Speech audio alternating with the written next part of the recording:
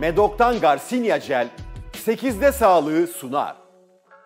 8'de Sağlık'ta şimdi eczacı Nur Subaşı ile birlikteyiz. Nur Hanım hoş geldiniz. Hoş bulduk. Nasılsınız? Çok teşekkür ederim. İyiyim. Siz de iyisiniz. Teşekkürler. İyi ki geldiniz. Nur Hanım, NLP'den bahsedeceğiz bugün. İsterseniz önce ne olduğunu bir açıklayalım izleyicilerimize. Elbette. NLP, Neuro Linguistic Programming. Tüm dünyada kullanılan etkili bir dönüşüm tekniğidir.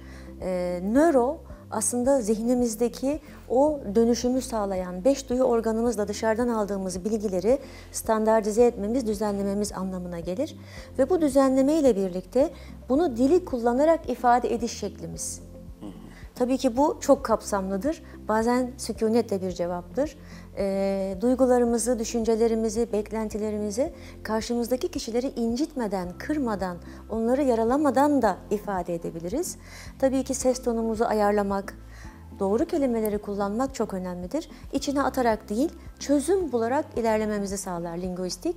Ve programming'de eski programların yerine yenilerini yükleyerek, yani bizde bir donanım var, yeni program yüklüyoruz. İşte bu şekilde NLP teknikleriyle hayatımız çok daha keyifli, konforlu bir hale geliyor. Peki hocam, NLP tekniklerinin hayatımızdaki etkisi nedir? NLP teknikleri ilk önce siyasilerin kullandığı, siyasetçilerin öğrenip uyguladığı, arkasından askerlerin, polislerin, tıp mensuplarının, daha sonra da halkın öğrendiği bir tekniktir. Pek çok teknik var tabii kendi içinde uyguladığımız ve öğrettiğimiz. Hatta dünyanın birçok yerinde üniversitelerde öğretilir. İletişimi sağlar. Travma temizliği yapmamızı sağlar, fobilerden kurtulmamızı sağlar. Aslında yeni bir ben yaratma yolculuğunda, sizin hem ruhani yolculuğunuzda hem de maddi alemdeki, yani bu hayatın içindeki ilerleme yolculuğunuzda size ciddi konfor sağlar. Elbette ki belli dönemeçlerden geçiyoruz. Yani zihnimiz çok dağınık. Bir yazlık kışlık çıkarırken hani odayı dağıtırız ya, o an gibi zihnimiz dağınık. Biz bunu yeniden düzenliyoruz. İşe yaramayan eski bilgilerden kurtuluyoruz ve dönem dönemde yüzleşmelerle dönüşümü sağlıyoruz. Peki nasıl yapıyoruz derseniz, öncelikle kişinin burada esnek olması lazım. Katı bir şekilde danışan ben böyleyim, buyum dediğinde ilerlemesi olmaz. Esnek olacak, değişmeyi isteyecek. Uyum sağlamalı yeni düşüncelere, yeni hayata. Diyelim ki bir evlilikten geçiyor, eşiyle uyumsuz ama ben böyleyim, katıyım diyorsa, ikisi de bunu diyorsa o evlilik yürümez. Aşk da olsa yürümez. O sebeple esneklik, uyum, farkındalık ve çözüme dayanır NLP teknikleri. Bizim için mutlaka bir çözüm vardır. Yani bir hedefiniz olmalı ve hedefe kilitlenirsiniz. Ya ben bunu istiyorum, ya hayırlısı gibi bir şey yok. Kimin için nasıl hayırlı? Bir bilinmezliktir bu. Bir hedefiniz olmalı. Bu hedefle beraber ilerliyorsunuz ve bu hedef ölçülebilir olmalı. Diyelim ki sınava hazırlanan bir danışanımız var. Her gün 50 soru çözmeni istiyorum. Bunu ölçebilmemiz lazım. Bir zaman olmalı. Diyelim ki kilo vermek istiyor kişi. 3 ayda 5 kilo verecek. Bunun için bir hedef koymalıyız ve kontrol sizde olmalı. Yani o kiloyu verirken başkalarında değil. Ne yiyeceğini kendisi planlayabilmeli veya bir yardım alıyorsa bir program yapacak ama kontrol kendisinde olmalı ve gözlem esaslıdır. Mutlaka gözlemleyecek, arada tartılacak, bakacak, nereden nereye geldim, nasıl bir başarı veya bu bir sınav başarısıysa eğer, işte kaç yanlışa düştü, ne kadar zamanda, mutlaka bunları bilmesi lazım. Ve tabii erişilebilir olmalı.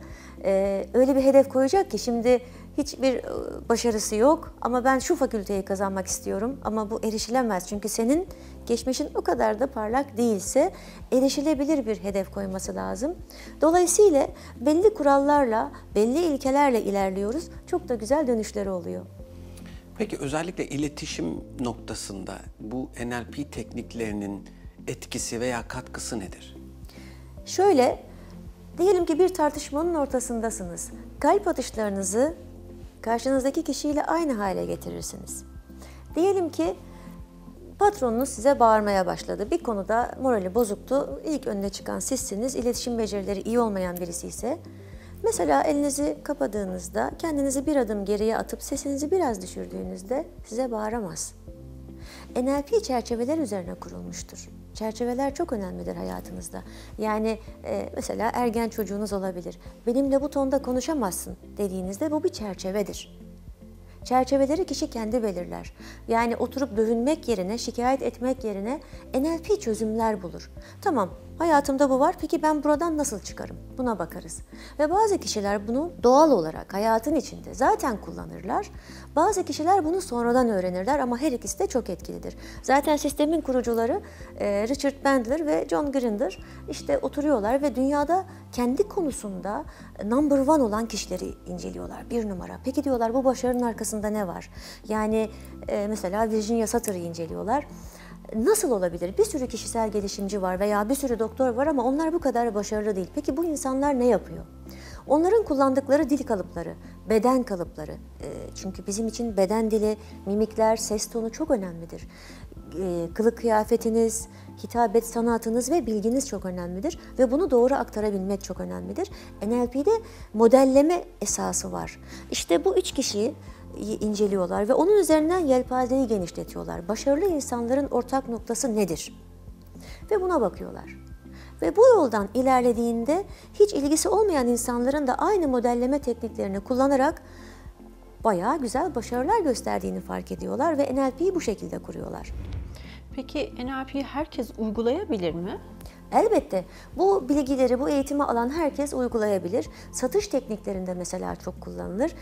Siyasiler çok kullanır. Mesela siyasi liderlerin kullandıkları bir takım hareketler vardır. El hareketleri, vücut dilleri. Bunlar hep NLP ile aslında beden dili uzmanları tarafından onlara verilmiş, çalışılmış hareketlerdir. Herkes uygulayabilir. Siz burada tabii ki bir hedef belirleyeceksiniz. O hedefle ilerleyeceksiniz. Ben ne istiyorum? Çıkış noktamız bu. Erişilebilir bir hedefiniz olmalı. Peki herkes uygulayabilir ama herkes uygulanabilir mi? Elbette uygulanabilir. Şimdi burada sizsiniz. Aslında bunu uygulayan kişi sizsiniz. Çerçeveyi belirleyen sizsiniz. Hedefe kitlenen sizsiniz. Siz ne istiyorsunuz? Terfi etmek mi istiyorsunuz? Ne yapmanız lazım? Kararı siz veriyorsunuz. Dolayısıyla NLP kurallarına göre ilerlediğinizde hedefinize mutlaka ulaşırsınız. Yani bu sadece dili doğru kullanmak değil aslında, değil mi? Dil derken evet, konuşma dili, linguistik, beden dili, tavır, mimikler, ses tonu, sesin yüksekliği, hangi kelimelerle hitap ettiğiniz hepsi önemli. Çünkü NLP bir iletişim becerisidir aynı zamanda.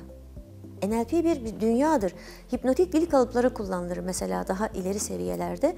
Hipnotik dil kalıplarıyla aslında yazılan kitaplar, mesela bazı kitaplar elinize aldığınızda muhteşemdir ama okuyamazsınız. 4-5. sayfada gitmez yani.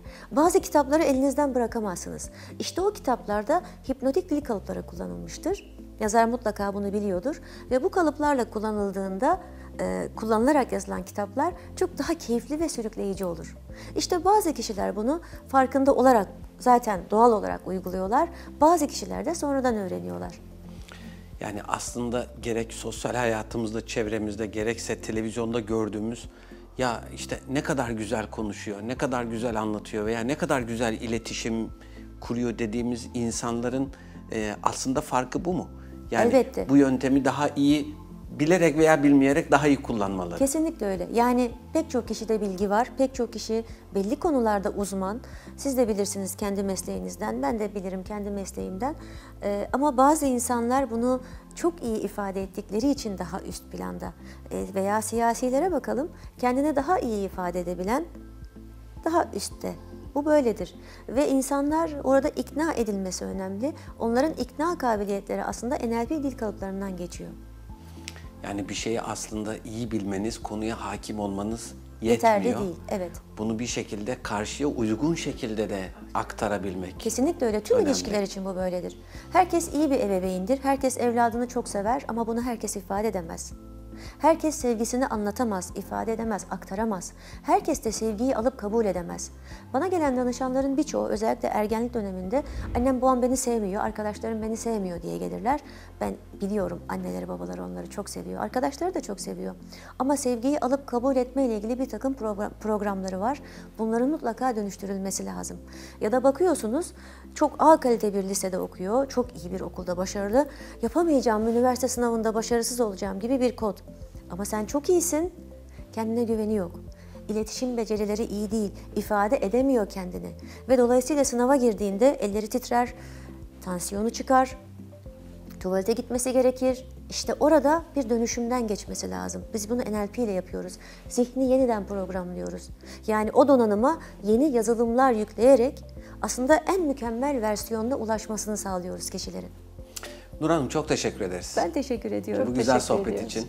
8'de Sağlık'ta konuğumuz eczacı Nur Subaşı'ydı. Kendisiyle NLP terapisinden ve bunun kattığı faydalardan bahsettik. Oldukça hoş bir sohbet oldu. 8'de Sağlık şimdi kaldığı yerden devam ediyor.